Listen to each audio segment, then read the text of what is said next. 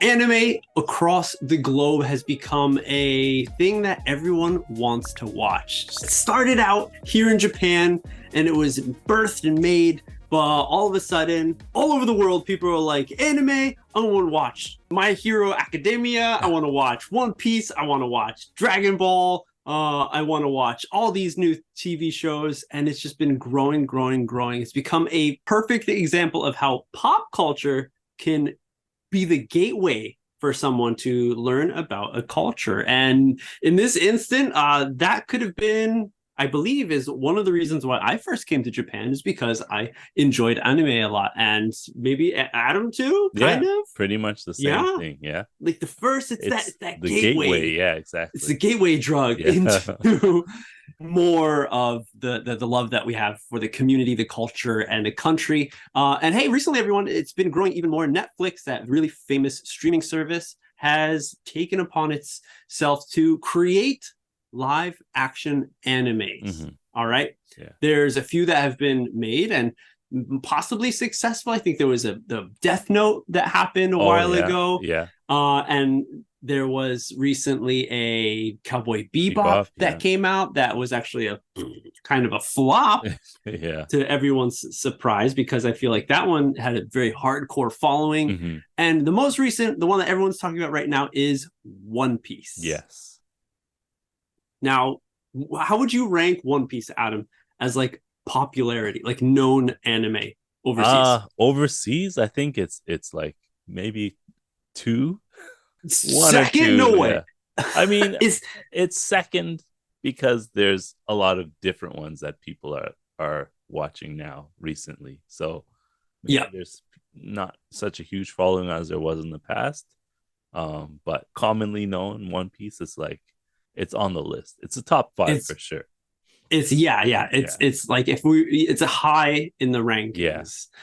Same with like Dragon Ball, Pokemon would definitely be like Sailor Moon. I mean, come on, those are top class anime that is well known around the world. Exactly. And One Piece is one of them. And this is something that a lot of people are talking about. Yeah. But I want to ask the question of like, what is it? Of course, we know in Japan, anime manga comes from this country, so it would just make sense that the people of the country enjoy this style of animation. You would but think. What is it? I mean, okay, hey, that's a good point. That's a good point. Yeah, not majority of people will be interested, or otakus, if you will, for anime and manga. But what is it that interests people overseas? What is it that interested you when you got into anime? Well, okay, so the first thing is, when we watched cartoons, not anime, it's like we had The Simpsons, Teenage Mutant Ninja Turtles, Tailspin, DuckTales, Goof Troop, like those ones. Some of the Disney stuff, but everything kind of had Rugrats. The stories were always Arthur. Exactly. Like the list goes on and on. But the stories were always, I want to say, simple. Like there's a bad guy, and then there's a good guy, and then the bad guy gets the good guy, and then there's a girl, and the good guy gets the girl. Like it's very basic. I want to say basic. Yeah. When we were young. Basic storytelling. And that's not the comic books like Spider-Man and X-Men. That's like different. That's another category on its own. But the basic ones, the ones we grew up with, it's simple. There's a beginning and there's an end. And the next episode, there's a beginning and there's an end. Okay, each episode. Right. It's always the same. It's a good point. You get to anime, okay? One, it's like a soap opera for kids, okay? I guess. Soap opera is dorama in Japanese. Dorama, like Japanese drama. Yes. 2, there's character development. So you see this one character or 2 characters or multiple characters, and you watch them change throughout the show, like the series. Yes. I'm sure there's some anime that have a beginning and an end and good guy, but still, like the ones we watch, like what, like Anpanman, yeah, Doraemon, yeah, exactly. Sazai-san, like those Sazai-san. would be, and it's like those are anime, I Yeah. guess, but at the same time, those are more similar to what you're describing Right, as right, like American Simpsons. cartoons. Yeah, Sazai-san would be like The Simpsons. Doraemon Yeah. would be like Goof Troop. I don't know. Crayon Shin-chan maybe is Goof Troop. But anyway, so like Crayon Shin-chan's like Beavis and Butthead. yeah, exactly. So there's these characters that you actually feel something. They're not just characters, they're like these things that you watch grow, and you're experiencing them growing in the time you're watching the show. That's one Yeah. thing. That's two things, actually. The other thing is how fantastic the animation style is, and how wacky sometimes the things they can do, or the way they grow. Like if you're watching one of the superhero fighting kind of things, like Baki, Okay. how like muscular these guys are, or like Fist of the North Star, and it's like right, you know, or like the five like fingers of mech death, like anime, anime, right? yeah, Gundam, Yeah, like Gundam, like that it's- was amazing. Look how many missiles are coming out of that thing at once. and they float in the Amazing, air, but and it's just, so it's cool. so cool. It's Yeah. just It was how? so different, also. Who thought of this? And a lot of the times, that's what people who talk about anime and get hyped up and amped up about anime while watching it. Like when I was with my friends talking about Dragon Ball, Yeah. when like Goku he was so angry that he turned Super Saiyan, right? Like I would talk about that, just the scene with my friends, and we would get so amped up reenacting that scene or scenes from the show. That would never happen with a Simpsons show, or you know, just that excitement we have around these shows because of the way things we're not expecting it. We're not like the time I saw That's it. the situation, it's like, okay, Goku's dead. It's done. And then you get into next episode, and you're like, hold on a second, what's happening? Yeah. That's the character development and building, and like the suspense it has over the development of the show, which we don't get that much in. Right. cartoons. And I think that was one of the biggest points. Yeah. I feel. Yes. Yeah. It is. You made a really great, comparison. It's like a soap opera. It's like a drama where there's the series, there's characters, and there's a huge story arc that it goes through, and it's not going to be all explained in one episode. And that's what makes it like more intriguing. You want to watch it again.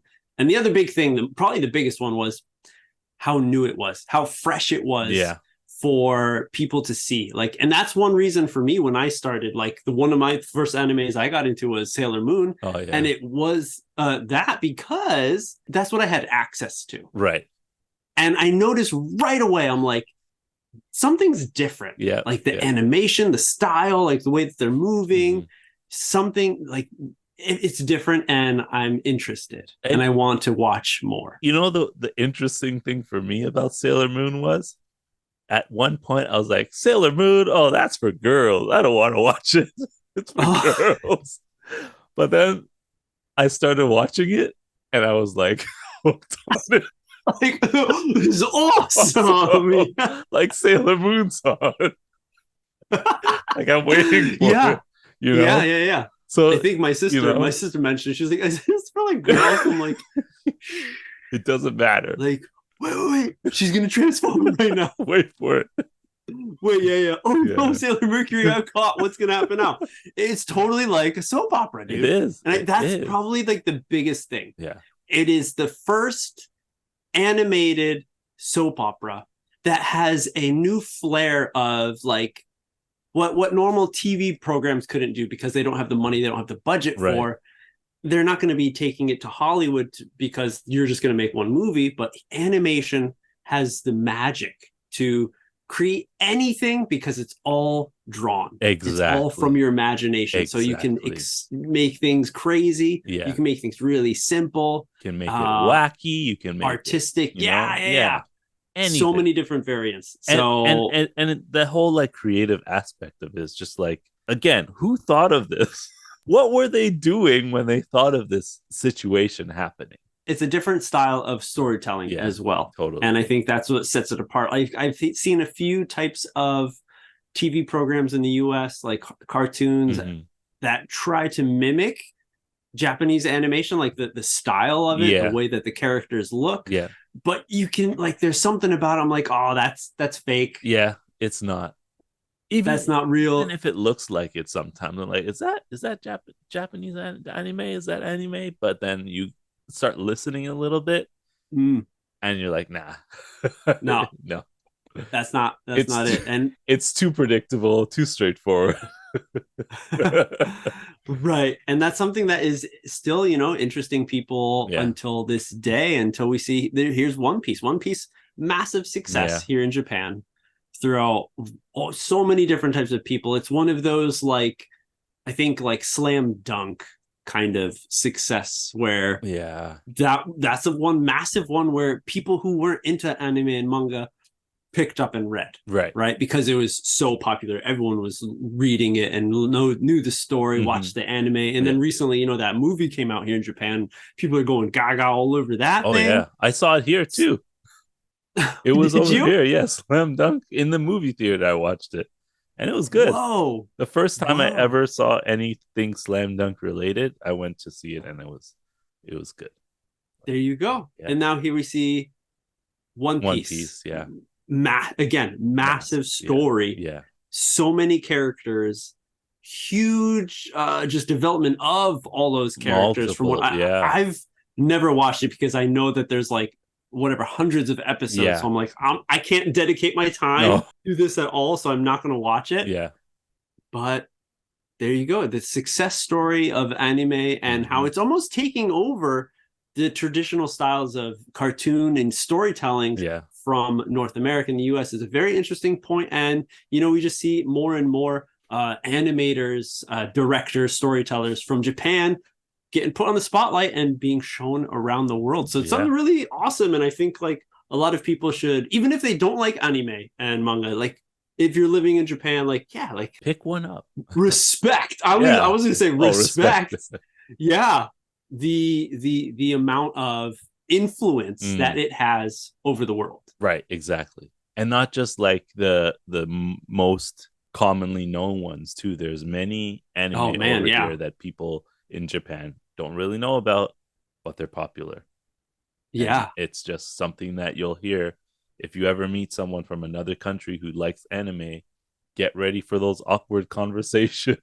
They're coming. Like, oh, did you watch Elzard? I love that one. And you're like, what is that?